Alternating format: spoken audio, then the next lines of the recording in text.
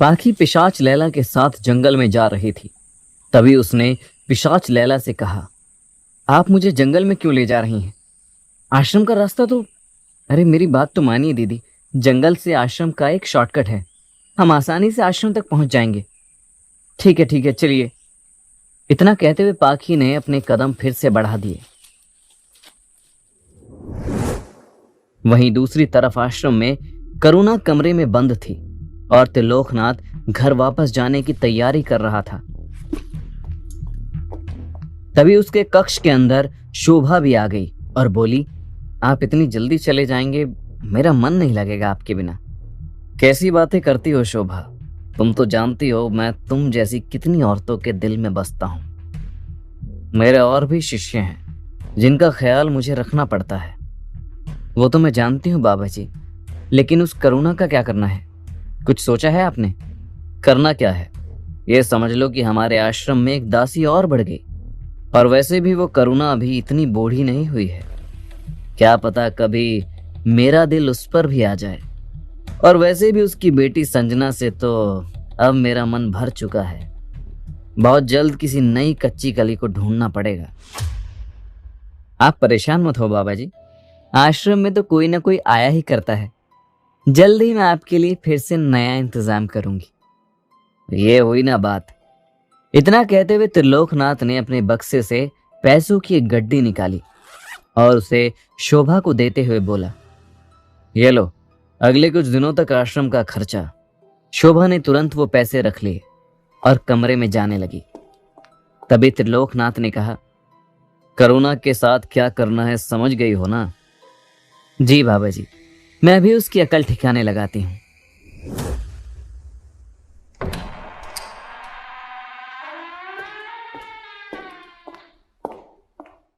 त्रिलोकनाथ से बात करने के बाद शोभा फिर से करुणा के कमरे में पहुंची, जो घंटों से चीख चीख कर थक चुकी थी और बेसुध पड़ी थी।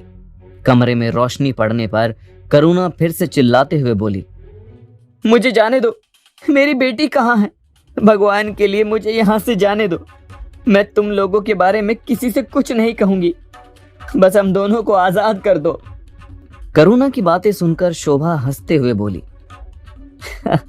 तुम्हें आजाद कर दूं और अपनी मौत का न्योता खुद पुलिस थाने भिजवा दूं? इतनी भी बेवकूफ नहीं हूं मैं। चल अब चुपचाप उठ और आश्रम के कामों में लग जा। वैसे भी आश्रम में बहुत सारा काम है, तेरी जैसी दासियों की बहुत जरूरत है यहाँ। क्या बकवास कर रही हो तुम? मैं एक पल इस आश्रम में नहीं रहूंगी। बताओ मेरी बेटी कहाँ है? पता था मुझे कि तू जरूर ड्रामे करेगी, इसलिए तुझे सबक सिखाने के लिए अभी तक मैंने उस निकिता को हाथ तक नहीं लगाया, ताकि तुझे दिखा सकूं कि बाबा जी से और मुझसे होशियारी करने का अंजाम क्या होता है। इतना कहते हुए शोभा ने अपनी बगल में खड़ी लड़की से कहा, ए बुलबुल, जाओ उस निकिता को बुला ला। शोभा के कहने पर निकिता को तुरंत करुणा के कमरे में लाया गया। निकिता शोभा को देखकर उसके पैरों में गिर गई और गिड़गिड़ाते हुए बोली, मुझे माफ कर दो शोभा माँ, मुझसे गलती हो गई, मैं दोबारा ऐसा कभी नहीं करूंगी, मुझे आखिरी बार माफ कर दो। ये सब तुझे चुगलखोरी करने से पहले सोचना चाहिए था मेरी रानी। अब तुझसे गलती हो गई है ना, गलती की सजा होती है, माफी नहीं। बुलबुल कुछ मंगवाया था तुझसे, तैयार हुआ कि नहीं? तैयार हो गया माँ, बस अभी लाई। इतना कहते हुए बुलबुल कुछ देर में एक भगोने में खौलता हुआ पानी लाई और उसने उस पानी को लाकर निकिता के आगे रख दिया। खौलता हुआ पानी देखकर निकिता रोते हुए बोली, नहीं माँ, मुझे माफ कर दो, दोबारा ऐसा नहीं होगा। इतने में करुणा भी बीच में आ गई और बोली, ये तुम क्या करने जा रही हो? तुम्हारे पास दिल नहीं है क्या? इस बच्ची की क्या गलती है? मैं किसी से कुछ नहीं कहूंगी, छोड़ दो इस बच्ची को। अगर इसे छोड़ दिया तो सारे आश्रम की लड़कियों की हिम्मत बढ़ जाएगी। मैं इसे नहीं छोड़ सकती। निकिता, हाथ डाल इस पानी में, शोभा ने ऊंची आवाज में कहा। तभी आश्रम में मौजूद सभी लड़कियां कमरे से बाहर इकट्ठा हो गई और एकदम खामोश होकर सारा मंजर देखने लगी। इतने में शोभा फिर से चिल्लाई, तुझे सुनाई नहीं दे रहा निकिता? पानी ठंडा हो गया ना? तो मेरे पास तेजाब भी है, जानती है ना तू? नहीं माँ, नहीं माँ। इतना कहते हुए निकिता ने बिना कुछ सोचे समझे खौलते हुए पानी में हाथ डाल दिए और जोर से चिल्लाई। निकिता की आवाज से आसपास खड़ी लड़कियों की रूह कांप गई और निकिता की आंखों से आंसू बहने लगे। उसके दोनों हाथ बुरी तरह से जल गए। तभी शोभा ने चिल्लाते हुए कहा, देख लो तुम सभी, अगर दोबारा हमसे गद्दारी करने की कोशिश की तो इससे भी बुरा अंजाम होगा तुम लोगों का। निकिता ने अभी भी पानी के अंदर हाथ डाल रखे थे। तभी शोभा ने कहा, ले जाओ इसे कमरे में और इसके हाथ पर कोई दवाई लगाने की जरूरत नहीं है। निकिता बुलबुल के साथ रोती बिलखती चली गई। तभी शोभा करुणा के पास जाते हुए बोली, देखा ना क्या किया मैंने निकिता के साथ। उसके साथ जो मैंने किया वो तो ट्रेलर था। तुम कहो तो तुम्हें पूरी पिक्चर दिखाऊं, लेकिन इस बार तुम्हारी आंखों के सामने निकिता नहीं, तुम्हारी बेटी संजना होगी। बोलो, अभी भी जाना है तुम्हें इस आश्रम से? नहीं, मुझे कहीं नहीं जाना है। मेरी संजना के साथ कुछ भी मत करना। तुम जो कहोगी, जैसे कहोगी मैं करूंगी। इतना कहते हुए करुणा फूट फूट कर रोने लगी। तभी शोभा हंसते हुए बोली, ये हुई ना बात, समझदार लगती हो मुझे तुम। चलो अब जल्दी से उठो और काम पर लग जाओ, मुझे पूरा आश्रम साफ चाहिए। शोभा के इतना कहते ही करुणा तुरंत काम पर लग गई और मन में सोचने लगी, लगता है अब मैं अपनी संजना को इस दलदल से कभी बाहर नहीं निकाल पाऊंगी। दूसरी तरफ पुलिस स्टेशन में वीर चंद्रा को पूरा प्लान समझा चुका था। इतने में ही पुलिस स्टेशन के अंदर साल्वे आ गया। साल्वे को देखकर चंद्रा ने कहा, अरे साल्वे, कल तू कहाँ था? ड्यूटी पर क्यों नहीं आया? मैंने बताया तो था, मेरे घर पर इमरजेंसी आ गई थी। मेरी बीवी की तबीयत ठीक नहीं थी, इसलिए कल घर पर रुक गया। चलो कोई बात नहीं, अब तो तू आ गया है ना, अब अपना काम संभाल ले। इतना कहते हुए चंद्रा वहां से हट गया और वीर जानबूझकर फोन पर बात करते हुए बोला, अच्छा इसका मतलब वो लोग अभी वहीं पर हैं। ठीक है, मैं अभी आता हूं। इतना कहते हुए वीर ने फोन रख दिया और बोला, अरे चंद्रा, मैं जरा अभी आया, कुछ इंपॉर्टेंट काम के लिए जा रहा हूं। इतना कहते हुए वीर उठा और पुलिस स्टेशन से बाहर निकल गया। वहीं साल्वे ने वीर को अचानक से इस तरह से जाते देखा तो वो चंद्रा के पास गया और बोला, ये वीर सर को क्या हो गया? ये अचानक से कहां चले गए? तभी चंद्रा धीमी आवाज में बोला, अरे धीरे बोलो साल्वे, परसों सुना नहीं था तुमने? वीर सर को टेररिस्ट के अड्डों के बारे में पता चला है, वो भी वहीं गए हैं। लेकिन वीर सर हम लोगों को साथ लेकर क्यों नहीं गए? वो अकेले वहां? दरअसल बात यह है साल्वे कि वीर सर को डिपार्टमेंट पर अब भरोसा नहीं रह गया है। कई बार डिपार्टमेंट का ही कोई आदमी दूसरी पार्टी को खबर दे देता है और हम मुजरिम को पकड़ते पकड़ते रह जाते हैं। इसलिए इस बार वीर सर ने मुझे किसी भी इंसान को ये बात बताने से मना किया था। लेकिन तेरी बात अलग है, इसलिए तुझे बता रहा हूँ, किसी को खबर नहीं करना। ठीक है, किसी से नहीं कहूंगा चंद्रा। वैसे वीर सर एग्जैक्टली गए कहाँ हैं? कोई आइडिया है तुम्हें? नहीं यार, ये तो नहीं पता। चंद्रा की इस बात पर साल्वे का चेहरा उतर गया। तभी चंद्रा ने कहा, हाँ याद आया, वीर सर को किसी ने किसी त्रिवेणी नगर का पता दिया है। बताया है कि वहां टेररिस्ट ने अपना अड्डा बना रखा है और एक किराए के मकान में वो लोग आराम से रह रहे हैं। त्रिवेणी नगर का नाम सुनकर साल्वे शांत हो गया और वापस अपनी जगह पर जाकर बैठ गया। कुछ देर बाद साल्वे ने चंद्रा से कहा, आज मैंने सुबह से कुछ खाया नहीं है चंद्रा, तुझे तो पता है मेरी बीवी बीमार है, मैं अभी नाश्ता करके आता हूँ। इतना कहते हुए साल्वे बाहर निकला और पुलिस स्टेशन से कुछ दूर पर बने ढाबे पर जाकर बैठ गया और किसी को फोन मिलाते हुए बोला, इंस्पेक्टर वीर त्रिवेणी नगर के लिए निकला है। तुम लोगों का वहां पर भी कोई अड्डा है क्या? क्या बात कर रहा है साल्वे, त्रिवेणी नगर? वहां तो हमारा कोई अड्डा नहीं है। क्या बकवास कर रहे हो? मुझे खुद चंद्रा ने बताया है इस जगह के बारे में। साल्वे फोन पर किसी से बात कर रहा था, लेकिन वो इस बात से अनजान था कि कोई था जो उससे कुछ दूरी पर बैठा इन सारी बातों को सुनने के साथ साथ रिकॉर्ड भी कर रहा था।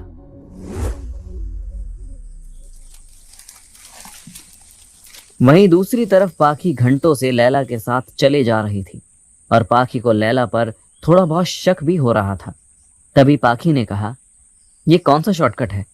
हम काफी घंटों से चल रहे हैं, आप मुझे ले कहां जा रही हैं? पिशाच लैला ने पाखी की बात का कोई जवाब नहीं दिया और मन ही मन सोचने लगी, मुझे तुम्हें जहां ले जाना था वहां हम आ चुके हैं।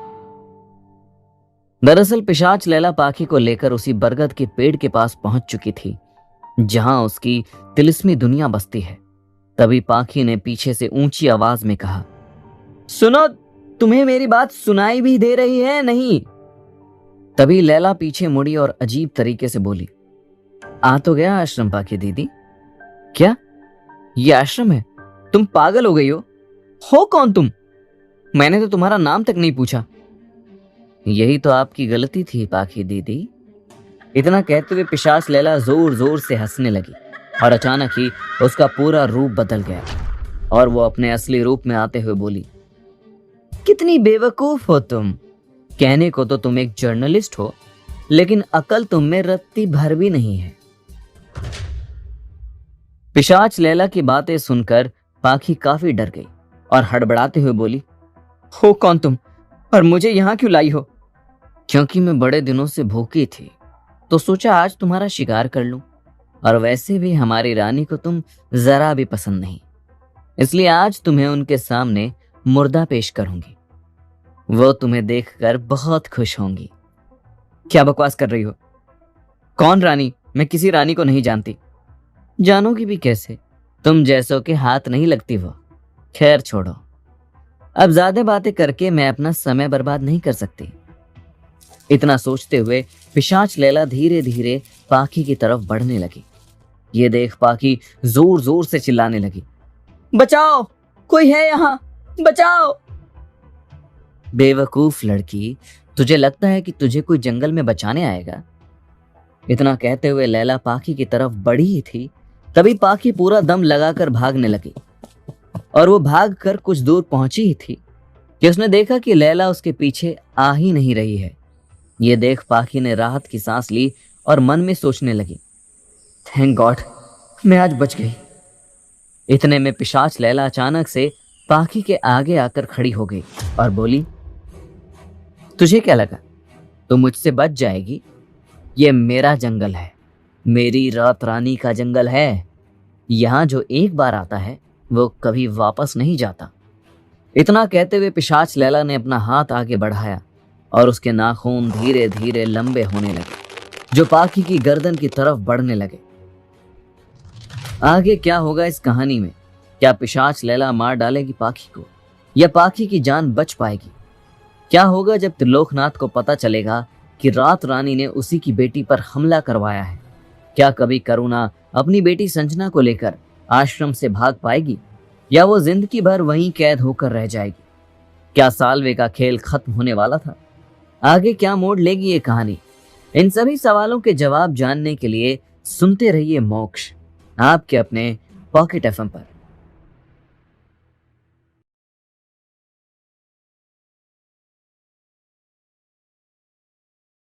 जैसे ही पिशाच लैला ने पाखी की तरफ अपने हाथ बढ़ाए, पाखी को अपने पिता त्रिलोकनाथ का सिखाया हुआ एक मंत्र याद आया, जिसे पाखी ने आंखें बंद करके पढ़ना शुरू कर दिया। उस मंत्र को पढ़ते ही पिशाच लैला उससे दूर हट गई और हंसते हुए बोली, अच्छा, तो बाप ने बेटी को भी तंत्र मंत्र सिखा दिया है, लेकिन अफसोस तुम्हारा यह मंत्र मुझ पर असर नहीं करेगा। मैं एक पुरानी पिशाच हूं। इतना कहते हुए पिशाच लैला पाखी की तरफ बढ़ ही रही थी, तभी पाखी तेजी से भागने लगी और वो कुछ दूर पहुंची। तभी वो एक शख्स से टकरा गई। उसे देखकर पाखी के पैरों के नीचे से जमीन निकल गई और उसने कांपते हुए होठों से कहा, कुणाल, तुम यहाँ? मुझे बचा लो कुणाल, ये मुझे मार डालेगी। पाखी अपनी बात कह ही रही थी, तभी उसे याद आया कि कुणाल तो खुद ही एक पिशाच है और वो उससे दूर भागने लगी। तभी कुणाल ने कहा, मुझसे क्यों डर रही हो पाखी? मैं तो तुम्हारा और वीर का दोस्त हूं ना। नहीं, दूर हटो मुझसे। तुम मेरे दोस्त नहीं, एक पिशाच हो। पाखी की बात सुनकर कुणाल को गुस्सा आ गया और वो उसके करीब जाकर दांत पीसते हुए बोला, क्या पिशाच पिशाच लगा रखा है? आज मैं तुझे बताता हूं कि एक पिशाच क्या कर सकता है। इतना कहते हुए कुणाल ने पाखी के कुर्ते की आस्तीन फाड़ दी और उसकी तरफ बढ़ने लगा। पाखी फिर से भागी, लेकिन उसके पीछे पिशाच लैला खड़ी थी। एक तरफ पिशाच लैला थी तो दूसरी तरफ पिशाच कुणाल। दोनों उसकी तरफ बढ़ रहे थे। तभी पाखी ने कहा, छोड़ दो मुझे, नहीं तो मेरा वीर तुम दोनों को मार डालेगा। वीर का नाम सुनकर लैला बोली, वीर? वो यहां कहां से आएगा? आज तू हमसे नहीं बच पाएगी। इतना कहते हुए पिशाच लैला ने पाखी को पकड़ लिया और उसकी गर्दन को पकड़कर उसे ऊपर उठा दिया। पाखी की आंखों से आंसू बहने लगे और वो मन में सोचने लगी, आज मैं नहीं बच पाऊंगी। इतने में कुणाल ने कहा, इसे छोड़ दे लैला, ये मेरा शिकार है। वैसे भी मोहिनी के बाद से मुझे अब तक कोई लड़की नहीं मिली। इतना कहते हुए कुणाल के चेहरे पर एक शैतानी मुस्कुराहट आ गई और लैला ने भी पाखी को कुणाल के हवाले कर दिया और बोली, तुझे जो करना है वो कर, लेकिन उसके बाद इसे लेकर तुझे कहाँ आना है ये तुझे अच्छे से पता है ना। इतना कहते हुए पिशाच लैला अचानक से गायब हो गई और कुणाल पाखी के करीब आने लगा और पाखी को जबरदस्ती किस करने की कोशिश करने लगा और पाखी ने डर के मारे अपनी आंखों को बंद कर लिया। इतने में पीछे से एक आवाज आई, रुक जा कुणाल। जब डरी हुई पाखी ने अपनी आंख खोली तो वीर उसके सामने खड़ा था। वीर को देखकर पाखी जाकर उसके पीछे खड़ी हो गई और बोली, मुझे बचा लो वीर। वीर ने पाखी से कहा, तुम परेशान मत हो, मैं आ गया हूं ना। इतना कहते हुए वीर सीधा जाकर कुणाल से भिड़ गया और मंत्र पढ़ते हुए उसके ऊपर हमला करने लगा और बोला, आज तू नहीं बचेगा कुणाल। पिछली बार तो तू भाग गया था, लेकिन अब तेरा अंत तय है। कुणाल ने भी अपने बचाव में वीर पर हमला किया, लेकिन वीर ने उसे मुंह तोड़ जवाब दिया और अपनी शक्तियों से उसे धूल चटा दी। फिर उसके पास जाकर उसकी गर्दन मरोड़ते हुए बोला, तेरा खेल खत्म हुआ कुणाल। इतना कहकर वीर ने अपनी जेब से एक भस्म निकाला और उसे कुणाल के ऊपर छिड़क दिया। उस भस्म के पड़ते ही कुणाल एक रेत का ढेर बन गया। कुणाल के भस्म होते ही पाखी ने वीर को गले से लगा लिया और बोली, थैंक यू वीर, मुझे बचाने के लिए। इट्स ओके पाखी, तुम ठीक तो हो ना? आई एम सॉरी, मैंने तुम्हारा मैसेज बहुत देर में देखा। मैं एक बहुत जरूरी काम में बिजी हो गया था। दरअसल लैला के साथ आते वक्त पाखी का फोन खराब हो गया था, लेकिन बीच जंगल में उसका फोन फिर से ऑन हो गया और उसे लैला पर शक हो ही गया था। इसलिए उसने चुपके से वीर को मैसेज डाल दिया और अपनी करंट लोकेशन शेयर कर दी, जिस मैसेज को वीर ने काफी देर बाद पढ़ा। वीर पाखी को लेकर जंगल से निकलने वाला था। तभी वीर ने कहा, लेकिन तुम यहां आई कैसे पाखी? तुम्हें यहां लाया कौन? तभी पाखी ने कहा, मुझे यहां एक औरत लेकर आई थी, वो भी पिशाच थी। वीर वो मुझे कुणाल के हवाले करके यहां से चली गई। क्या नाम था उसका, बताओ मुझे, वीर ने हैरानी से पूछा। तभी पाखी ने अपने दिमाग पर जोर देते हुए कहा, हाँ, कुणाल उसे लैला कहकर बुला रहा था, लैला नाम था उसका। लैला नाम सुनकर वीर मन में सोचने लगा, हो ना हो ये सारे पिशाच इसी जंगल में रहते हैं, मुझे इनके सरदार तक पहुंचना होगा। तभी पाखी ने कहा, वो इस बरगद की पेड़ के अंदर चली गई थी वीर, वो अचानक से गायब हो गई थी। बरगद के पेड़ को देखकर वीर को याद आया कि पिछली बार कुणाल भी इसी बरगद के पेड़ के अंदर गायब हो गया था। वीर बरगद के पेड़ के आसपास सबूत ढूंढने की कोशिश करने लगा। वहीं पाखी डरी सहमी कुछ दूर खड़ी सब कुछ देख रही थी और उसने वीर से कहा, अंधेरा हो रहा है वीर, मुझे बहुत डर लग रहा है, चलो यहां से, अब वो वापस आ जाएगी। वीर पाखी के साथ वापस जाने वाला था। तभी उसे फिर से एक जानी पहचानी आवाज सुनाई दी, प्लीज मत जाओ वीर, मुझे बचा लो, मुझे इस दुनिया से बाहर निकालो। एक बार फिर ईशा की आवाज सुनकर वीर को पिछली बार वाली बात याद आने लगी और उसने खुद से कहा, नहीं, ये मेरा भ्रम नहीं हो सकता, मेरी ईशा यहीं कहीं है। इतना सोचते हुए वीर बरगद के पेड़ के आसपास ईशा को ढूंढने की कोशिश करने लगा।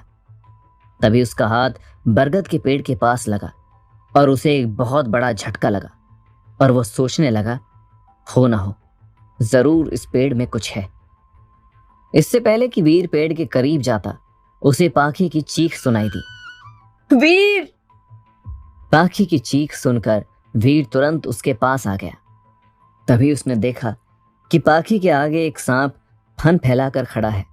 सांप को देखकर वीर ने समझदारी से काम लिया और धीरे से पाखी से इशारा किया कि वो पीछे हट जाए। वीर के कहने पर पाखी पीछे हट गई और वीर उसे वहां से लेकर चला गया। लेकिन पूरे रास्ते उसके दिमाग में एक ही बात चल रही थी कि आखिर उस बरगद के पेड़ में है क्या। वहीं दूसरी तरफ त्रिलोकनाथ अपना सामान बांधकर आश्रम से निकलने ही वाला था और शोभा उसे बाहर तक छोड़ने आ रही थी। तभी उसकी नजर आश्रम के बाहर झाड़ू लगाती करुणा पर पड़ी, जिसे देखकर त्रिलोकनाथ ने शोभा से कहा, तुम्हें मानना पड़ेगा शोभा, तुम कितनी जल्दी लोगों को लाइन पर ले आती हो।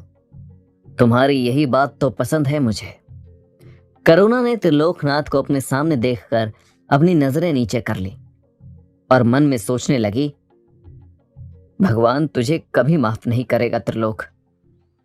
अगले दिन पुलिस स्टेशन में वीर जब पुलिस स्टेशन पहुंचा तो उसे देखकर चंद्रा ने पूछा, कल बिना बताए कहां चले गए थे सर? मैं तो आपका इंतजार ही करता रह गया। सॉरी चंद्रा, मुझे अचानक से कुछ इंपॉर्टेंट काम आ गया था, इसलिए मुझे हमारे प्लान को बीच में ही अधूरा छोड़कर जाना पड़ा। लेकिन मेरे हाथ सबूत लग गए हैं। यह बताओ कि साल्वे कहाँ है? साल्वे तो अब तक नहीं आया सर, लेकिन बस आता ही होगा। बढ़िया है। इतना कहते ही वीर के चेहरे पर एक रहस्यमयी मुस्कान आ गई।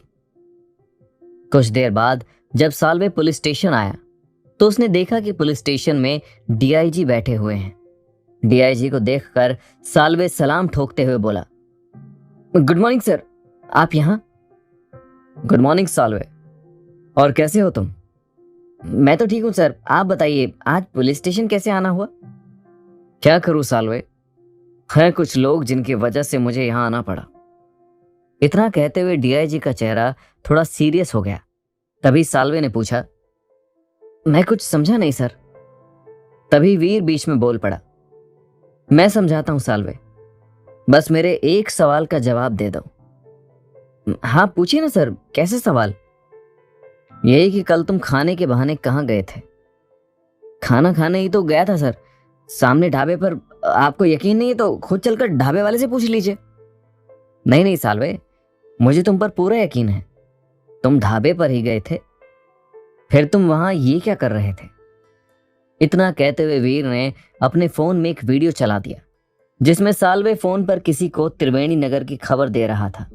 उस वीडियो को देखकर साल्वे के पैरों के नीचे से जमीन निकल गई और वो तुरंत ड्रामा करते हुए बोला, मुझे माफ कर दो सर, मुझसे गलती हो गई। ये गलती नहीं, गुनाह है साल्वे। तुम तो टेररिस्ट से भी बदतर हो। वो तो कम से कम सामने से आते हैं, लेकिन तुम तो पीठ में छुरा घोंपने वाले निकले, डीआईजी ने गुस्से से कहा। तभी साल्वे रोते हुए बोला, मुझे माफ कर दो सर, मैं पैसों के लिए बह गया था, दोबारा ऐसा नहीं होगा। तभी वीर ने गुस्से से कहा, झूठ मत बोलो, ये तुमने पहली बार नहीं किया है, इससे पहले भी तुम कई बार मुखबरी कर चुके हो। मुझे तुम पर काफी पहले से शक था साल्वे। वीर की बातों का साल्वे के पास कोई जवाब नहीं था। तभी डीआईजी ने कहा, चंद्रा डाल दो इसे हवालात में और इस पर इतना लंबा केस बनाओ कि ये सालों तक बाहर ना आ पाए। डीआईजी के इंस्ट्रक्शंस पर साल्वे को लॉकअप में बंद कर दिया गया।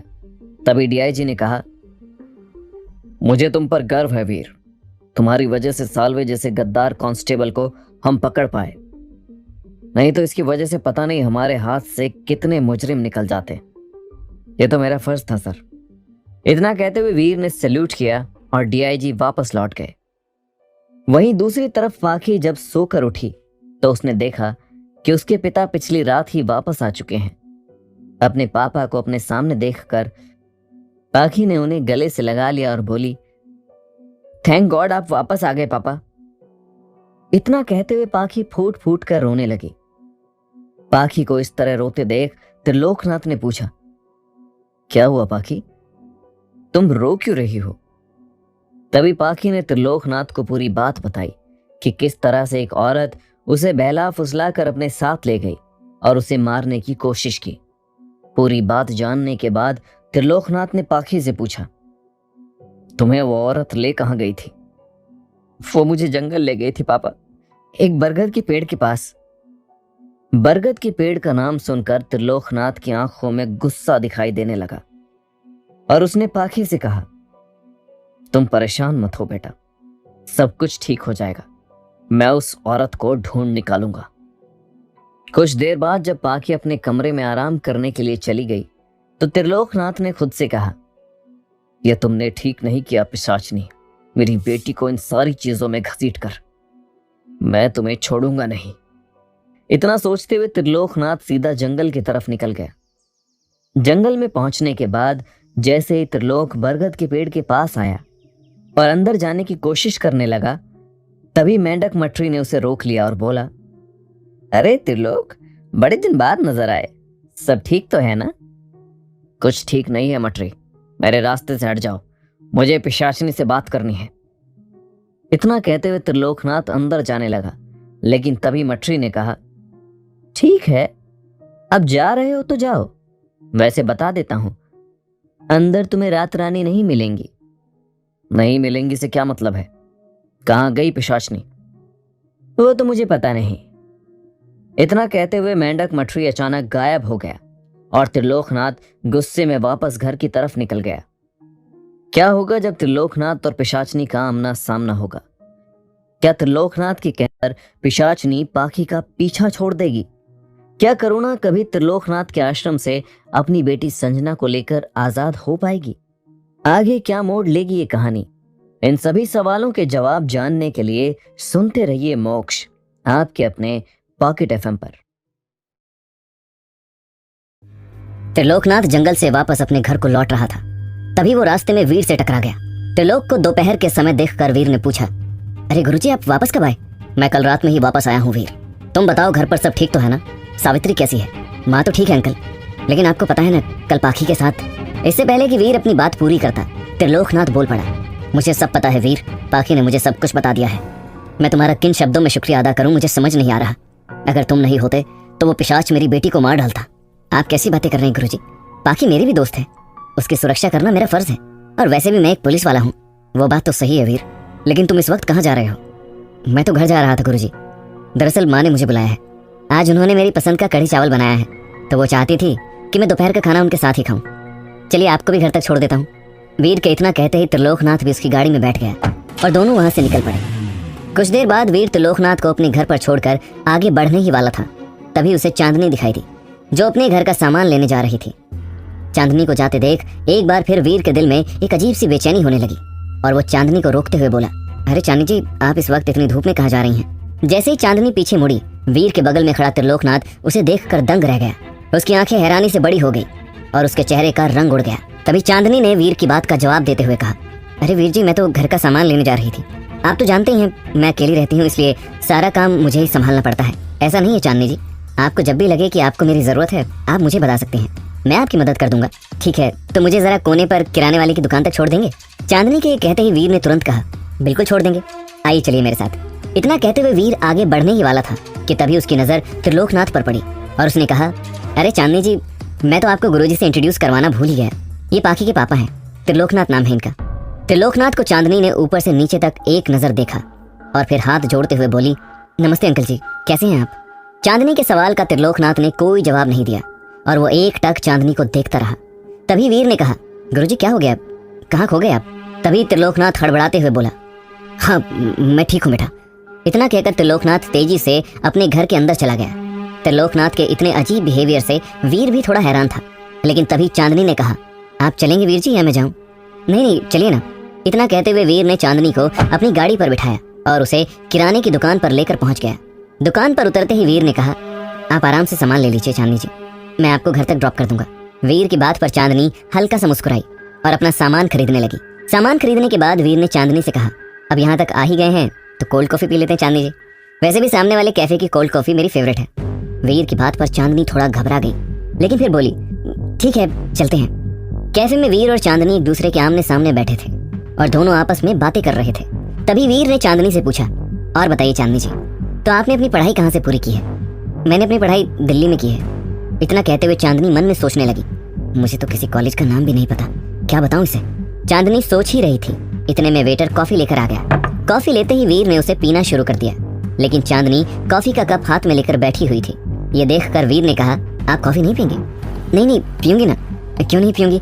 इतना कहते हुए चांदनी धीरे धीरे कॉफी का कप अपने मुंह में लगाने के लिए आगे बढ़ा ही रही थी। तभी वीर का फोन बजने लगा और वो कॉल अटेंड करने के लिए कैफे से बाहर आ गया। तभी चांदनी ने जल्दी से कॉफी डस्टबिन में फेंक दी और चैन की सांस लेते हुए बोली, थैंक गॉड आज बच गई मैं, नहीं तो मुझे कॉफी पीनी पड़ती। और उसके बाद इतना सोचते हुए चांदनी चुपचाप जाकर अपनी सीट पर बैठ गई। और वीर जब वापस आया तो उसने कहा, अरे वाह चांदनी जी, आपने इतनी जल्दी कॉफी फिनिश भी कर दी। जी वैसे कॉफी बहुत टेस्टी थी, आपका टेस्ट बहुत अच्छा है। चांदनी की इस बात पर वीर हल्का सा शर्मा गया और फिर कुछ देर बाद वीर चांदनी को घर पर ड्रॉप करके अपने घर के लिए निकल गया, सावित्री के घर पर। वीर खाना खाकर जा चुका था। सावित्री अपने बेटे को छोड़कर जब घर के अंदर आई तो उसने देखा कि रमा किचन में कुछ बड़बड़ा रही है और खुद से कह रही है, मुझे क्या करना है, काकी को मेरी बात नहीं माननी तो ना माने, लेकिन मुझे तो जरूर कुछ दाल में काला लगता है। रमा को इस तरह बड़बड़ाते देख सावित्री किचन में उसके पास गई और बोली, क्या हो गया रमा, तू किस बारे में बात कर रही है, मुझे साफ साफ बताना। आपको कितनी बार तो बता चुकी हूँ काकी, लेकिन आप मेरी बात मानने को तैयार हो तब ना। तू किस बारे में बात कर रही है रमा? उस चांदनी के बारे में। फिर से वही बात, मैंने कहा ना तेरे दिमाग में भ्रम बैठ गया है कि वो चांदनी अच्छी लड़की नहीं है, लेकिन मेरे भी बाल यूं धूप में सफेद नहीं हुए हैं, मुझे भी कुछ परख है इंसान की, इसलिए तू निश्चिंत रह। कैसे निश्चिंत रहूं काकी, आज जो मैंने देखा उसके बाद तो मुझे पूरा शक हो गया है, वो कोई नॉर्मल इंसान नहीं है, मुझे तो वो। चुप रह रमा, कुछ भी कहती है, चल अब जल्दी काम निपटा और खाना खा ले। लेकिन मेरी बात तो सुनो काकी, आज मैंने उसे कैफे में वीर भैया के साथ देखा था। रमा की इस बात को सुनकर सावित्री के कदम ठहर गए और उसने कहा, क्या वीर के साथ? हाँ काकी, आज जब तुमने मुझे दाल लेने भेजा था तो सामने वाले कैफे में चांदनी और वीर भैया एक साथ बैठे कॉफी पी रहे थे। रमा ने अपनी बात पूरी भी नहीं की थी कि तभी सावित्री खुश होते हुए बोली, ये तो बहुत अच्छी बात है रमा, इसका मतलब वीर को चांदनी पसंद आने लगी है। अरे मेरी पूरी बात तो सुनो काकी, उसके आगे जो मैंने देखा मुझे कुछ नहीं सुनना है, तू जल्दी से काम निपटा। अब मुझे समझ आ गया है कि मुझे आगे क्या करना है। और सुन, काम निपटाने के बाद थोड़ी कड़ी चावल चांदनी के घर पर भी दे आना, बेचारी अकेली रहती है, माँ के हाथ का खाना कहाँ मिलता होगा उसे। इतना कहते हुए सावित्री किचन से चली गई। वहीं रमा मन में सोचने लगी, काकी मेरी बात माने या ना माने, मुझे उस चांदनी के बारे में पता करना ही होगा। आखिर उसने कैफे में कॉफी फेंकी क्यों? उस दिन उसने प्रसाद फेंक दिया था, जरूर कुछ गड़बड़ है, मैं अपने वीर भैया की जान खतरे में नहीं डाल सकती। वहीं दूसरी तरफ त्रिलोकनाथ, जो कुछ देर पहले वीर और चांदनी से मिलकर अपने घर आया था, गुस्से में पागल हुआ जा रहा था और मन ही मन सोच रहा था, ये कैसे हो सकता है, वो यहाँ नहीं आ सकती, मुझे उससे बात करनी होगी। त्रिलोकनाथ ये सोचते हुए सावित्री के घर पहुंच गया। इतने दिनों बाद त्रिलोकनाथ को देखकर सावित्री ने उसे इज्जत के साथ घर में बिठाया और फिर बोली, अरे भाई साहब आप वापस कब आए? बस कल रात में आया बहन जी, सोचा आपका हाल चाल ले लूं। कुछ देर सावित्री से बातें करने के बाद त्रिलोकनाथ ने बातों ही बातों में पूछा, वैसे सुना है कि मोहल्ले में नई लड़की आई है बहन जी? हाँ सही सुना है आपने, चांदनी नाम है उसका, बड़ी ही प्यारी बच्ची है, कुछ दिनों में ही उसने हम सब का दिल जीत लिया। अरे वाह, बहुत अच्छी बात है, वैसे रहती कहाँ है वो? त्रिलोकनाथ के सवाल पर सावित्री ने उसे इशारा करते हुए बताया, ये सामने वाला घर देखा है, उसी में रहती है वो, बेचारी अकेली है। चांदनी के घर का पता जानने के बाद त्रिलोकनाथ सावित्री के घर से बाहर निकल आया और मन में सोचने लगा, आज तुम्हें मेरे सवालों का जवाब देना होगा चांदनी। इतना कहते हुए त्रिलोकनाथ के कदम सीधा चांदनी के घर की तरफ बढ़ गए। त्रिलोकनाथ जब चांदनी के घर के दरवाजे पर पहुंचा तो उसने घर की घंटी बजाई। घर की घंटी बजते ही उसके सामने मेंढक मछली आ गया और बोला, आ गई तुम त्रिलोक, मुझे पता था तुम रात रानी का पता ढूंढ निकालोगे। त्रिलोकनाथ ने मेंढक मछली की बात का कोई जवाब नहीं दिया और सीधा घर के अंदर चला गया। पूरे घर में गुप्त अंधेरा था, लेकिन त्रिलोकनाथ के पहुंचते ही अचानक से एक रोशनी टिमटिमाई और त्रिलोकनाथ ने देखा कि सामने पिशाचनी आराम से बिस्तर पर बैठी हुई है और पिशाच लैला उसके नाखूनों पर नेल पॉलिश लगा रही है। त्रिलोकनाथ को देखकर पिशाचनी हंसते हुए बोली, आ गई तुम त्रिलोक, चलो अच्छा ही है, और बताओ कैसा चल रहा है तुम्हारा आश्रम? वो सब मैं बाद में बताऊंगा, पहले मुझे आपकी इस पिशाच लैला से बात करनी है। इतना कहते हुए त्रिलोकनाथ गुस्से में लैला की तरफ बढ़ा और बोला, तेरी हिम्मत कैसे हुई मेरी बेटी पर हमला करने की? आज मैं तुझे छोड़ूंगा नहीं लैला। तुझे पता है ना कि पाखी मेरे लिए क्या है? इससे पहले कि त्रिलोकनाथ कुछ भी करता, पिशाचनी ने ऊंची आवाज में कहा, वहीं रुक जाओ त्रिलोक, एक कदम भी आगे बढ़ाए तो तुम्हें मारकर इसी कमरे में गाड़ दूंगी। लैला ने जो कुछ भी किया वो मेरे कहने पर किया, इसलिए तुम्हें जो बात करनी है मुझसे करो। क्या? इसका मतलब मेरी बेटी को मारने के लिए तुमने कहा था? तुम ऐसा नहीं कर सकती पिशाचनी, भूलो मत मैंने तुम्हारी कितनी मदद की है। अच्छा, तो अब तुम्हारी इतनी मजाल कि तुम मुझसे इस तरह से बात करोगे? हाँ करूंगा। अगर बात मेरी बेटी की जिंदगी पर आएगी तो मुझे चाहे तुम्हारे खिलाफ ही क्यों ना जाना पड़े, मुझे कोई फर्क नहीं पड़ता। तो ठीक है, तुम मेरे खिलाफ जाओ, तुम्हें जो करना है वो कर लो, मैं भी देखती हूँ कितना दम है तुम्हें। पिशाचनी की इस धमकी पर त्रिलोकनाथ हिम्मत करते हुए बोला, मैं जाकर सारा सच वीर को बता दूंगा पिशाचनी कि तुमने आज तक क्या क्या किया है। कैसे तुमने उसके पिता को आज तक जिंदा होते हुए भी मुर्दा से बदतर जिंदगी दे रखी है, कैसे तुमने ईशा को अपने पास कैद कर रखा है, और अब कैसे तुम उसके करीब जाकर उसे हासिल करना चाहते हो। सब कुछ बता दूंगा मैं वीर को, और उसके बाद तुम्हारा खेल खत्म। इतना कहते हुए त्रिलोकनाथ आगे बढ़ा ही था कि तभी पिशाचनी हंसते हुए बोली, मुझे पता था, मैं तुम इंसानों की फितरत से अच्छी तरह वाकिफ हूँ, इसलिए जाओ और जाकर बता दो वीर को सब कुछ। लेकिन एक बात का ध्यान रखना, तुम भी नहीं बचोगे। मटरी जाओ और जाकर इसकी बेटी पाखी को मेरे पास ले आओ। मैं भी तो उसे बताऊं कि उसका पिता असल में कैसा इंसान है, कैसे उसने अपने ही दोस्त को धोखा दिया, कैसे वो एक आश्रम चलाता है जहाँ मासूम लड़कियों के साथ वो घोर अपराध करता है, कैसे उसने सावित्री के परिवार के 2 सदस्यों को उससे दूर कर दिया। पिशाचनी की बातें सुनकर त्रिलोकनाथ के कदम ठहर गए और वो मन में सोचने लगा, नहीं, पाखी को मेरी सच्चाई नहीं पता चल सकती। इतना सोचते हुए त्रिलोकनाथ पिशाचनी के आगे गिड़गिड़ाने लगा, नहीं, तुम ऐसा कुछ नहीं करोगी, मैं तुम्हारी सच्चाई किसी को नहीं बताऊंगा। प्लीज मेरी बेटी को कुछ मत बताना, मैं बहुत प्यार करता हूँ उससे। तो ठीक है, तुम कहते हो तो तुम्हारी बात मान जाती हूँ, लेकिन दोबारा मुझे धमकी देने की कोशिश मत करना, नहीं तो अंजाम बहुत बुरा होगा।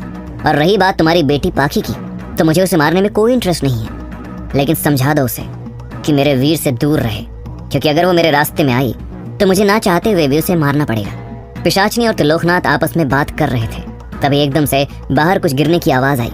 जब सबने पलट कर देखा तो सामने कोई ऐसा खड़ा था जिसने सारी बातें सुन ली थी। आखिर कौन था वो जिसने पिशाचनी और त्रिलोकनाथ की बातें सुन ली थी? क्या ये वीर था?